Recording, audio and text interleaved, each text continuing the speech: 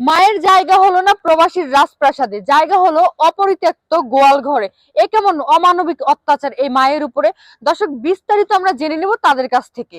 আচ্ছা আন্টি, আপনি এখানে কেন? মারে কি কমো দুঃখের কথা, পোলা গেছে আমার প্রবাসে।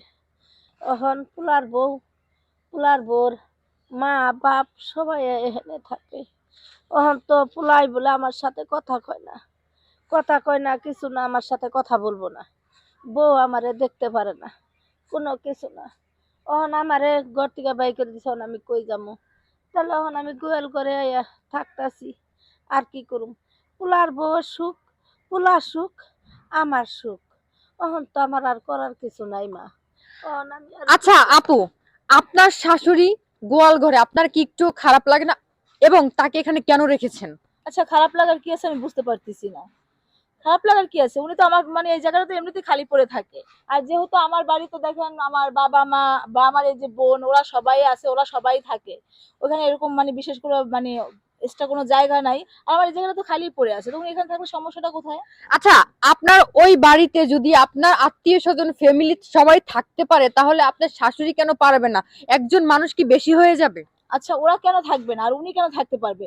ও আমার হাজবেন্ড যখন বাইরে গেছে, আমার মানে সম্পূর্ণ টাকাটা আমার বাবার বাড়ি থেকেই দেওয়া হয়েছে, কই উনি তো একটু সাহায্য করতে পারলো না?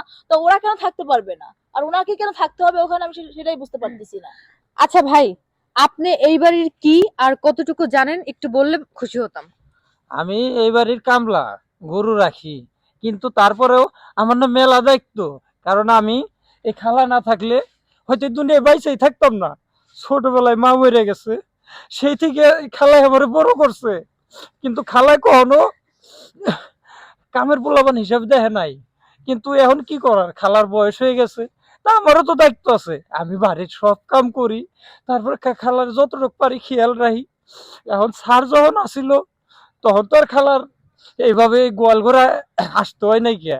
আর যদি স্যার থাকতো তাহলে এরকম অবস্থা মনে হয় হইতো না। এই, কি বলছ তুই? আর একটা কথা আপু, আপনার হাজবেন্ড কি কখনো আপনার শাশুড়ির কথা জানতে চায়নি যে সে কেমন আছে, বা তাকে ফোনে কথা বলতে চায়নি কখনো? না না, ও কখনো জিজ্ঞাসাও করে না। এই যতটুকু করে আমিই করি। আর যেহেতু মানে ওরাকে তো আমি বাসা থেকে বের করে তো একেবারে দেই নাই, ওরাকে তো থাকার জন্য জায়গা তো দিছি। আর একটা বিষয় আন্টি, আপনার ছেলের সাথে কি আপনি কখনো ফোনে কথা বলেছেন এইসব বিষয় নিয়ে? আমার কাছে তো ফোনই দেয় না বৌমা, আমি কথা কি ডাকো মা? আমার কাছে তো ফোন নাই। মানে আপনার ছেলের সাথে আপনার টোটাল যোগাযোগ বন্ধ? আমার একবারেই বন্ধ করে দিছে, আমার সাথে তো ফোনে কথা আর হয় একটা না। বিষয় আপু, আজকে যদি উনি আপনার মা হতো, তাহলে কি আপনি পারতেন তাকে গোয়াল ঘরে রাখতে? আচ্ছা আপু, আপনি বারবার শুধু একই প্রশ্ন করতেছেন। যেহেতু আমার মা হতো, আমি কি ওনাকে বাসা থেকে একেবারে বের করে দিচ্ছি? সেটা বলেন তো। এটা কি থাকা যায় না? এখানে কি থাকা যায় না? এটা কি একটা জায়গা না? বলেন আপনি।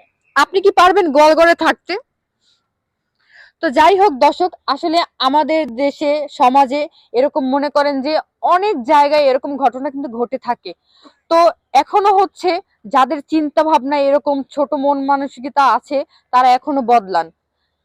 এই ভিডিওটা আমাদের শুধুমাত্র আপনাদের শুধরানোর জন্য, আপনাদের জন্য করা হয়েছে। তো ধন্যবাদ।